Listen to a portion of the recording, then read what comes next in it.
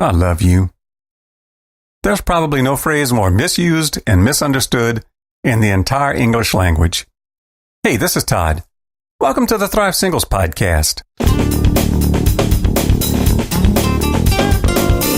Whether you're single again or still single, stop hating being single and learn to thrive.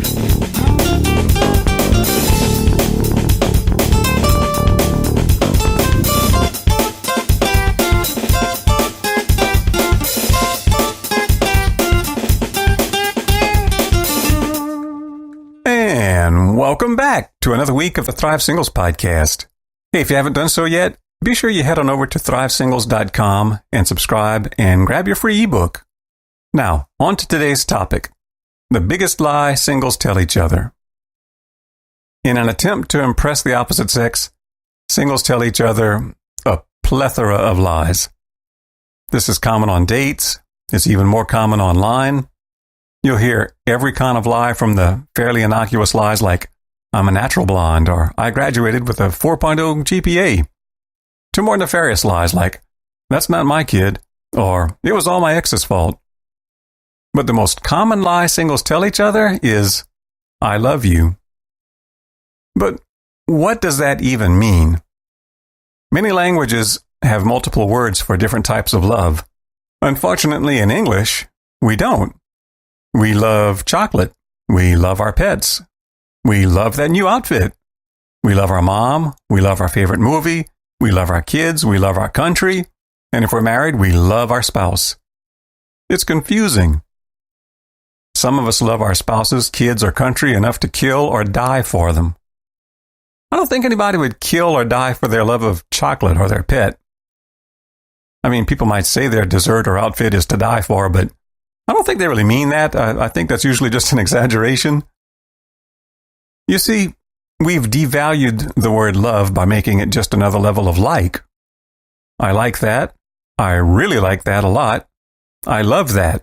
That's the natural progression. I like strawberries. I really like strawberries a lot. I love strawberries. So we figure it's the same with people. I like you. I really like you a lot. I love you. And that's not anything peculiar to the word love. We also devalue words like awesome, incredible, and epic to the point where we have no great superlatives reserved for things which really are awesome, incredible, or epic. Like, little side note, a few years ago I got to see the Grand Canyon, and it really was awesome. But saying it was awesome just doesn't seem to do it justice because we've overused the word awesome when describing other things, lesser things like movies, pop songs, or a dessert.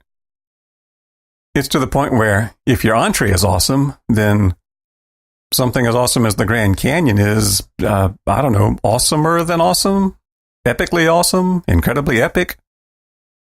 Anyway, you get the point. It's the same with I love you. When I tell my wife I love you, the words just don't seem adequate. It doesn't seem to communicate the depth and intensity of what I really mean. But at the same time, when most single people tell another single person, I love you, it often communicates more than what the person saying it really means.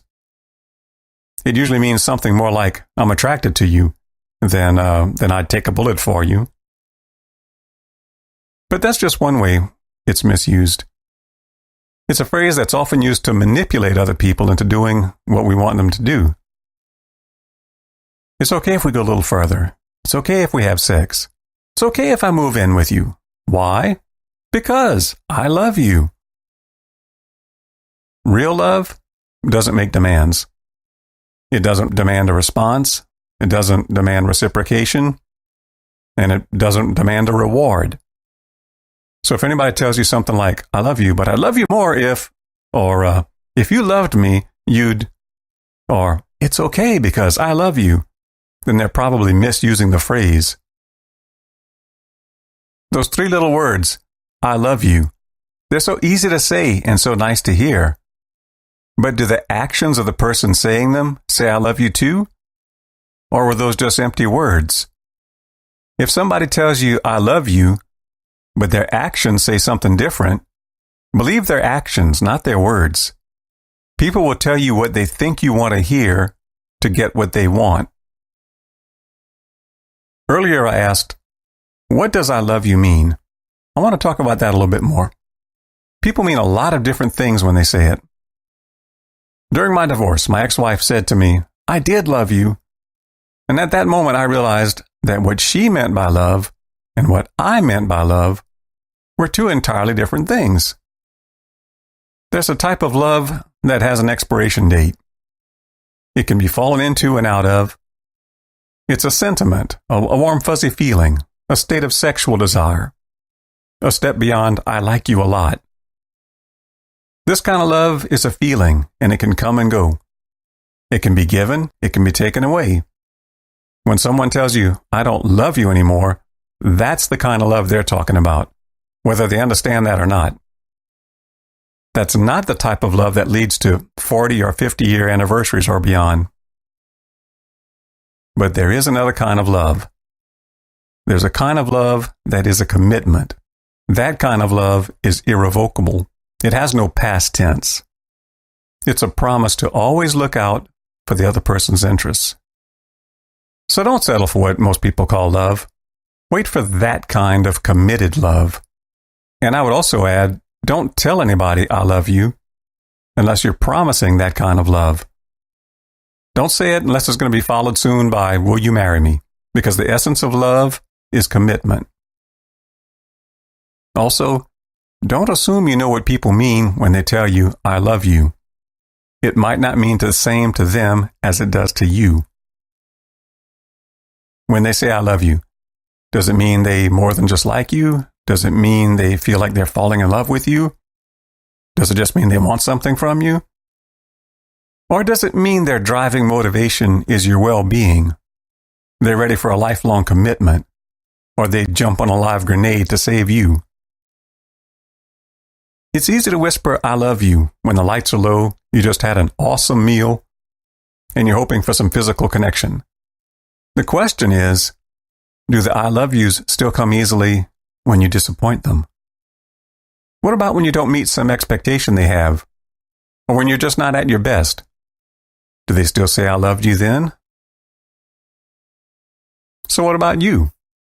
Have you ever been through the "I love you, I don't love you anymore" song and dance? Or have you ever said "I love you" to someone because you got caught up in the moment and didn't think it through? Has anyone ever told you "I love you," but you knew they just wanted something from you? Let's talk about it down in the comments. So, till next time, remember, "I love you" is an English phrase that communicates a lot of different kinds of love. It might mean something completely different to you than it does the person saying it to you, or the person you're saying it to. It can be used against you as a manipulation tactic. And it's not a phrase to be casually tossed around. Save it for somebody you'd give up your life for or commit your life to for a lifetime. So till next time, I love you. I really do love you guys. And as always, till next time, thrive on. I hope you enjoyed this week's podcast. See you next week. Till then, be sure to subscribe and go check out my extensive archive of past posts at thrivesingles.com. And thrive on. Whoa, thrive. Yeah, come alive. There's more to life. You gotta grow, you gotta thrive. Whoa, whoa, you gotta thrive. There's more to life than to just survive. You gotta grow, you gotta thrive.